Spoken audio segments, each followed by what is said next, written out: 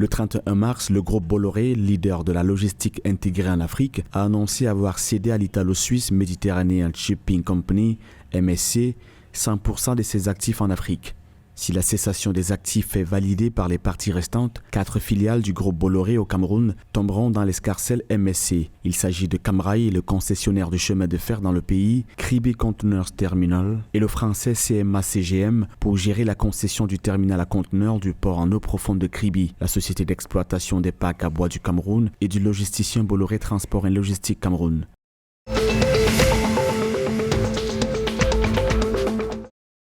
Le président de l'Union pour la Nouvelle République, maître Louis-Gaston Maïla, sort de sa réserve. À un an des élections générales, l'homme politique est d'avis qu'il ne faut pas reproduire continuellement les errements du passé. Pour lui, l'élection présidentielle ne doit plus se solder par des pertes en vies humaines. Les candidats doivent se dire qu'une élection n'a que 2 issues possibles. On la gagne ou on la perd. Si les candidats sont pénétrés de cette réalité, les joutes électorales se dérouleront dans la dignité, le calme et le respect de l'adversaire, suggère-t-il.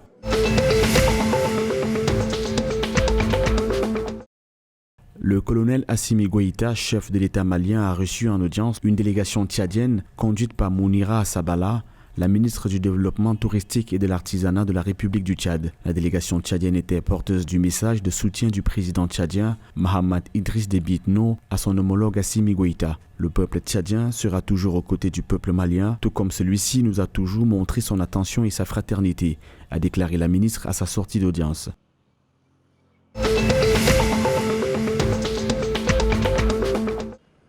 Une délégation de la Commission de la Communauté économique des États de l'Afrique centrale a sollicité le 1er avril à Brazzaville l'appui du Sénat dans le processus d'opérationnalisation du comité de gestion du corridor Ouesso-San-Milima et la liaison entre Brazzaville et Yaoundé dans le cadre du projet Keta-Djoum. Pour le comité de gestion de ce corridor, il faudrait qu'une convention soit signée entre la République du Congo et la République du Cameroun avant sa ratification par les chefs d'État des 2 pays.